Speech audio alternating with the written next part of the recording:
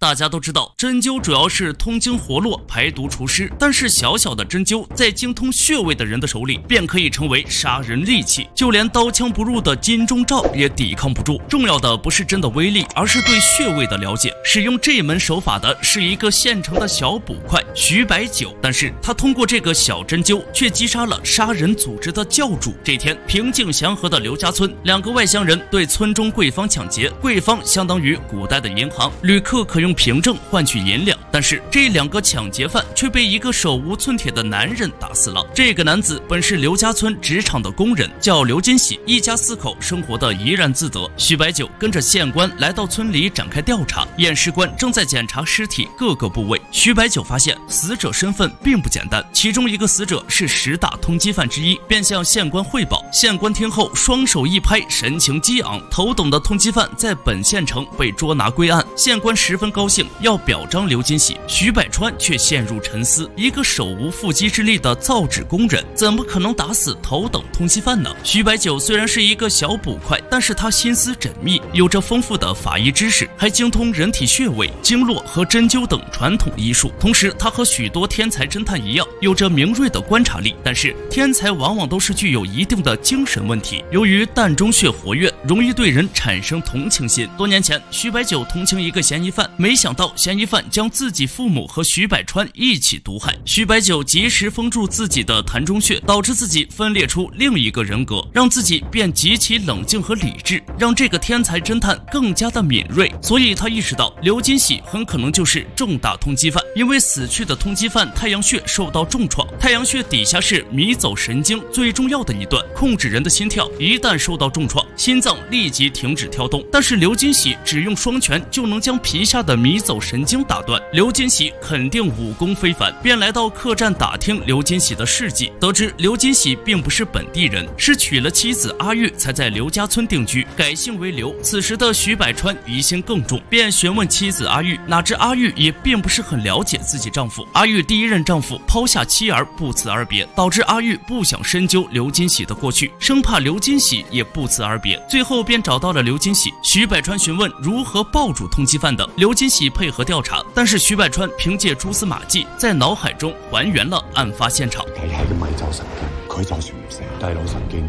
亦會嚴重受損，終身停。徐百川更加堅信這個外表樸實的男人在扮豬吃老虎。徐百川就算推理出來了一切，但是沒有任何證據確定，便每日觀察劉金喜的日常行為，只要能夠證明劉金喜會武功就可以了。於是徐百川進行了第一輪的試探。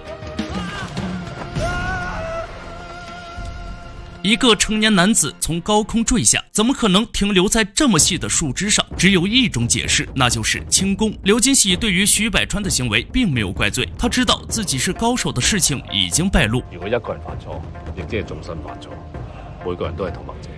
这段子虚烏有的话是本片点名出题。这部电影是陈可辛导演的，原来的名字就叫《同谋者》，对应刚才的话。但是在电影上映前，出于对市场的考虑，改名为《武侠》。在当时上映便引起哗然大波，很多人认为是挂羊头卖狗肉，但是小编觉得这是观众和导演的误会。以往的很多武侠电影片中的大侠最终杀死了无法无天的暴力最强者，看似很解气，但最根本的东西一点都没有变。假如真的存在一个武侠世界，也许的确会存在峡谷和柔场，更常见的肯定是黑暗和杀戮。而这部电影讲述的一个具有现实主义的江湖，也反映出来人在江湖身不由己。而后期徐百九的心理思想和心理变化更是暗藏深意的。徐百九依舊依法辦事，這讓同僚的探子難以接受。我哋做人唔係要令我哋變做好人，為咗法啊！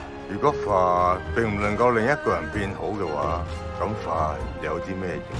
徐百川经过上次的同情，他并不认为一个滔天大罪的人可以改变，法就是他现在坚信并且可靠的依据，便让探子连夜去往刘金喜老家打探。探子临走前并提醒徐百川，徐百川在电影设置中并不会什么武功，你既然不相信他能变好人，就要小心行事，别被杀人灭口。但是一心想要揭穿刘金喜，徐百川抓住一切机会靠近他，不仅在刘家吃饭，甚至还要住下。对于徐百川的执着，刘金喜在第二天大儿子的成人礼上，第一次正面回应徐白酒，表示自己确实是一个杀人犯，自己也在老家坐过10年的牢。刘金喜的陈述中，他的父亲命令杀了欠债不还的人，但是看到死者的孩子，他良心发现，出狱后洗心革面。你殺咗人，冇可能只係判10年。10年前有次大赦啊嘛。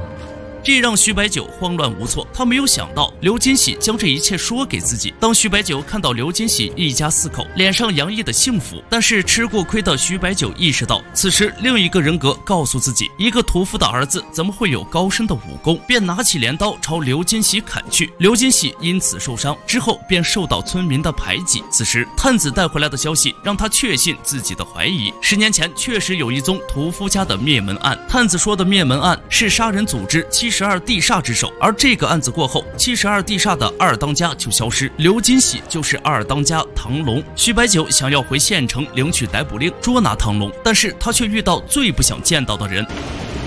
細把狗，你去邊度？刘金喜说自己认识一条近道，要带领徐白酒前往。刘金喜告诉他，这个近道除了他没有人知道，近道旁边尽是坟墓。徐白酒本以为要死在这里，没有想到刘金喜却放他离开。徐白酒有惊无险的回去，但是衙门的态度让他错愕。师傅让他放弃，衙门百般刁难，因为官府也惹不起，甚至让徐百川用20两换取逮捕令。1年俸禄4两银子的他，甚至找了多年不见的妻子借钱。曾经徐白酒铁面无私，逼死了自己卖假药的岳父，所以妻子对自己仍然有仇怨。但是徐白酒此时已经动摇了，对于自己的依靠，自己坚守的信念法，为什么自己依法办事捉拿刘金喜，官府却是百般刁难？为什么自己依法办事告发岳父，妻子对自己百般怨恨？另一边，官府的上级向72地煞告密，说出了二当家唐龙的下落。官府上级本以为教主会因为唐龙叛逃会来问罪，你告诉他，唐龙是我什么人？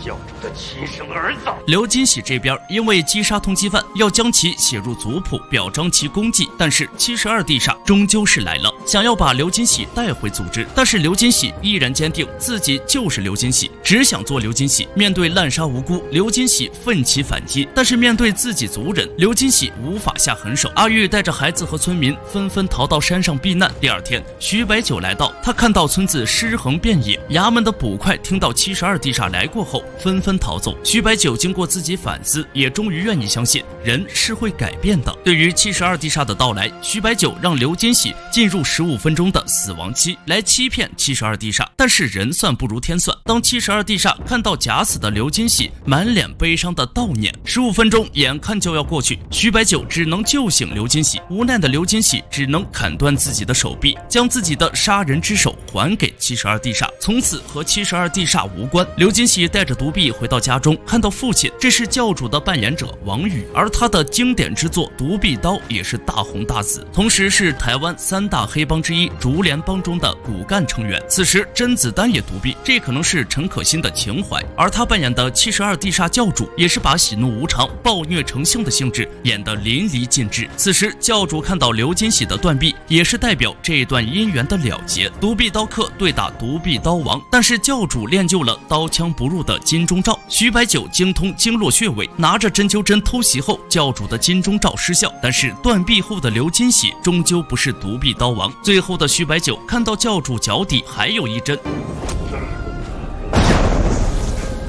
这个结局有点草率，好在剧情比较饱满。最后，徐百川的第二人格静静地看着自己，流下了眼泪。感谢您的观看，我们下期不见不散。